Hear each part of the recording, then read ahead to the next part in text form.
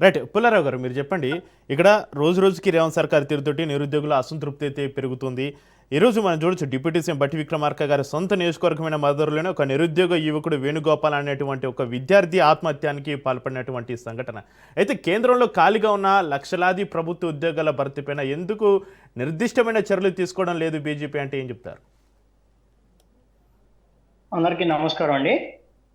నమస్కారం అండి. చెప్పండి. ఈరోజు నేను ఒక ఖమ్మం జిల్లా బిడ్డగా మా జిల్లాలో ఒక విద్యార్థి ఆత్మహత్య చేసుకోవడం అనేది గ్రూప్ 1, గ్రూప్ 2 ఎగ్జామ్స్ నోటిఫికేషన్లు ఇవ్వట్లేదని చెప్పి జాప్యం వల్ల నాకు భవిష్యత్ అంధకారంగా ఉందని చెప్పేసి గడ్డం వేణుకుమార్ అనేటువంటి వ్యక్తి స్వయంగా డిప్యూటీ సీఎం సొంత నియోజకవర్గానికి చెందినటువంటి వ్యక్తి ఇలా ఆత్మహత్య ప్రయత్నం చేయడం అనేది మనం అందరం కూడా బాధ కలిగించేటువంటి అంశం.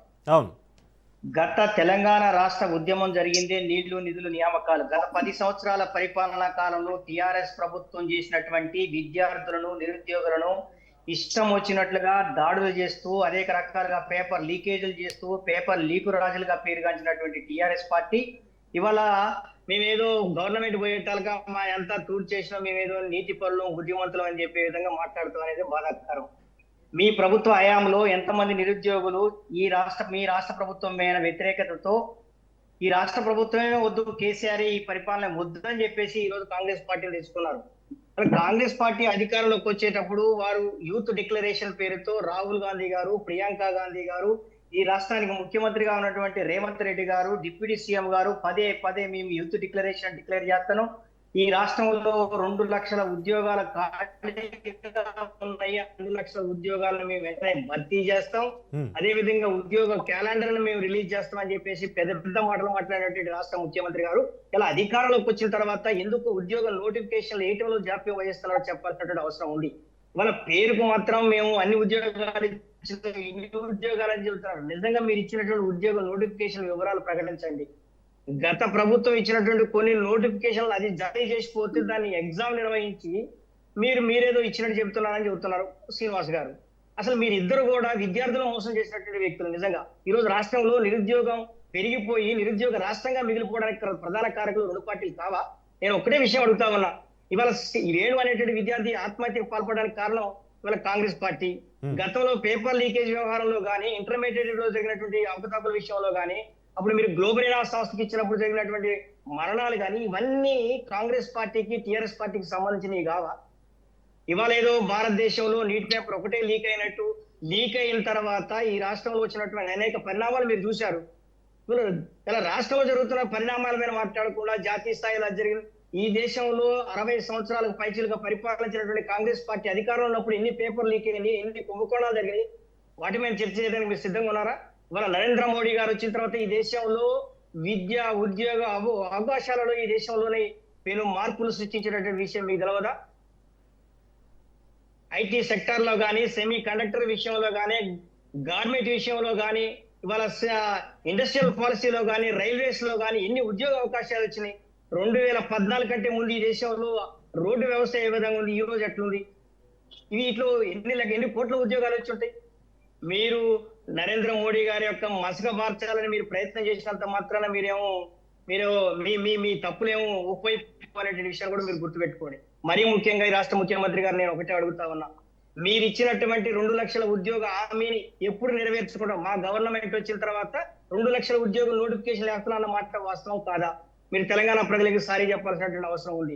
ఈ రాష్ట్ర ముఖ్యమంత్రి అబద్ధం చెప్పిండు, మీ రాహుల్ గాంధీ గారు అబద్ధం చెప్పిండు, మీ ప్రియాంక గాంధీ గారు అబద్ధం చెప్పింది. తెలంగాణ యువత మోసం చేశారు.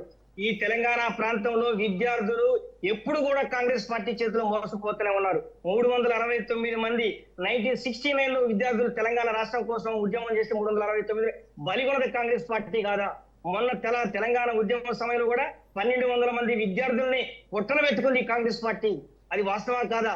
ఈ రోజు తెలంగాణ రాష్ట్రం వచ్చిన తర్వాత మీ పరిపాలన వస్తే ఉద్యోగాలు 2 లక్షల ఉద్యోగాలు వస్తున్న యువతను నమ్మబలికి ఇవాళ వేణు అనేటువంటి వ్యక్తి ఆత్మహత్యకు కూడా కారణమైంది మీరు కాదని చెప్పేసి నేను అడుగుతా ఉన్నా. మీరు ఇచ్చిన జాబ్ క్యాలెండర్ ఎందుకు అమలు చేయలేకపోతా ఉన్నారు? జాబ్ క్యాలెండర్ తుంగలో దొక్కినటువంటి వ్యక్తులు మీరు కాదా? ఈ రాష్ట్రంలో ఉన్నటువంటి నిరుద్యోగుల్ని ఇలా మీరు అనేక రకాలుగా మోసం వస్తా ఉన్నారు. అవునా కాదా అనేటువంటి విషయం కూడా మీరు చెప్పాల్సినటువంటి ఇలా స్కాలర్షిప్లు ఇవాళ తెలంగాణ రాష్ట్రంలో 11,500 కోట్ల రూపాయలు ఇలా తెలంగాణలో పెండింగ్ బకాయిలు ఉన్నాయి. ఫీజు రియంబర్స్మెంట్ లేక విద్యార్థులు చదువుకోవడానికి ఇబ్బంది పడి అక్కడ కాలేజీలలో ఉన్నటువంటి సర్టిఫికెట్లు తీసుకోలేక ఆత్మహత్య చేసుకోవడానికి మీరు ఏమైనా ప్రేరేపిస్తున్నారా అని చెప్పి అడుగుతా ఉన్నా. ఇవాళ 40 లక్షల మంది విద్యార్థులు ఈ యొక్క ఫీజు రియంబర్స్మెంట్ కోసం ఇబ్బంది పడతా ఉన్నారు. వారికి మీరు న్యాయం చేయలేని పరిస్థితిలో ఉన్నారు. ఈ రాష్ట్ర ముఖ్యమంత్రి స్వయంగా, డీజీపీ స్వయంగా ఎస్ఐ కానిస్టేబుల్ ఉద్యోగాలలో 20,000 పైచిలుక ఖాళీలు ఉన్నవి మేము వచ్చిన తర్వాత భర్తీ చేస్తామని చెప్పి ఇవాళ 7,000 ఉద్యోగాలు పైచిలుకు మాత్రమే మీరు వేస్తా ఉంటే ఇలా మిగిలినటువంటి 20 లక్షల మంది విద్యార్థులు పోయినసారి 30 లక్షల మంది విద్యార్థులు అప్లై చేసుకున్నారు ఎస్ఐ కానిస్టేబుల్ కి. మరి అంతమంది నిరుద్యోగులు ఏం చేయాలనుకుంటున్నారు? 7,000 ఉద్యోగాలు వేస్తే మిగిలినటువంటి అభ్యర్థులు ఇడిపోవాల్సినటువంటి అవసరం ఉంది. ఎందుకంటే లక్షల రూపాయలు ఫీజులు కట్టి ఇలా కాలేజ్ ఇన్స్టిట్యూట్లు ఎమ్మటి కోచింగ్ ఇన్స్టిట్యూట్లు ఎమ్మటి తిరుగుతా ఉన్నారు. ఇలా వారికి తినడానికి తిండి లేకపోయినా సరే ఏదో అప్పో సొప్పో చేసి కోచింగ్ ఇన్స్టిట్యూట్ లో ఒక ఎస్ఐ కానిస్టేబుల్ అయితే నా కుటుంబాన్ని మంచిగా చూసుకోవచ్చు అని చెప్పేసి ఇలా దిల్సుఖ్ నగర్ తర్వాత ఎల్వి ఇప్పుడు మనటువంటి అమీర్పేట లేకపోతే ఉస్మానియా యూనివర్సిటీలో ఎంతో మంది విద్యార్థులు తెలంగాణలో ఉన్నటువంటి నిరుద్యోగులు మొత్తం కూడా విద్యను అభ్యసిస్తా ఉంటే మీరు చేస్తున్నటువంటి కార్యక్రమాల వల్ల మనసు కలత చెంది ఇలా నా తల్లిదండ్రుల దగ్గర పోలేను, నా దగ్గర ఉన్న ఆర్థిక స్తోమత లేదని చెప్పేసి ఆత్మహత్యలు బాధపడే పరిస్థితి వచ్చింది. దానికి కారణం కాంగ్రెస్ పార్టీ కాదా? అయితే పుల్లారావు గారు, బట్టి విక్రమార్క గారిని అడుగుతా ఉన్నా, మీరు ప్రతి ఒక్కరికి చెప్పారు ఇగో ఇది 6 గ్యారెంటీలకు సంబంధించిన కార్డు, ఇది 420 హామీలకు సంబంధించినటువంటి కార్డు, ఇది మీరు పాకెట్ లో పెట్టుకోండి ఎప్పుడు అని చెప్పారు కదా. నీ నియోజకవర్గాన్ని ఉన్నటువంటి వ్యక్తి ఆత్మహత్యకు పాల్పడితే దానికి సమాధానం ఏం చెబుతారు బట్టి విక్రమార్క గారు? ఈ రాష్ట్ర ముఖ్యమంత్రి ఏం మాట్లాడుతా ఉన్నారు? మీకు డబ్బులు సంపాదించే దాని మీద, మీకు 14% కమిషన్ మీద ఉన్నటువంటి ప్రేమ విద్యార్థులు నిరుద్యోగుల మీద ఎందుకు లేదని చెప్పేసి నేను అడుగుతా ఉన్నా.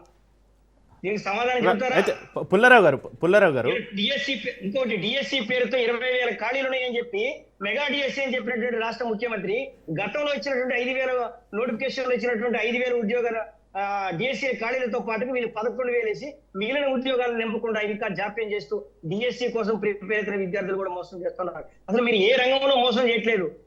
నేను అడుగుతా ఉన్న ఒకటే విషయం, మీరు ప్రభుత్వ ఉద్యోగాలు 2 లక్షల ఉద్యోగాలని చెప్పిన మాట వాస్తవం కాదా? ఆ ఉద్యోగ నోటిఫికేషన్ వెంటనే విడుదల చేయాలని చెప్పేసి అడుగుతున్నా. జాబ్ క్యాలెండర్ రిలీజ్ చేయాలి. ఖచ్చితంగా రాష్ట్ర ప్రభుత్వానికి క్వశ్చన్ చేద్దాం. మహిళలకు ఇస్తున్నటువంటి స్కూటర్లు ఎందుకు విద్యను అభ్యసిస్తున్నటువంటి విద్యార్థులకు స్కూటర్లు ఇస్తారని చెప్పారు. మరి ఏమని ఇవాళ ఉన్నత విద్య చదివినటువంటి విద్యార్థులకు ఉద్యోగ అవకాశాలు రాకపోయినా మీకు ఉద్యోగాలు వచ్చేదాకా మేము ప్రభుత్వం నిరుద్యోగం వృత్తిస్తామని చెప్పారు కదా. 4,000 రూపాయలు ఎందుకు ఇయట్లేదని చెప్పి అడుగుతా ఉన్నా.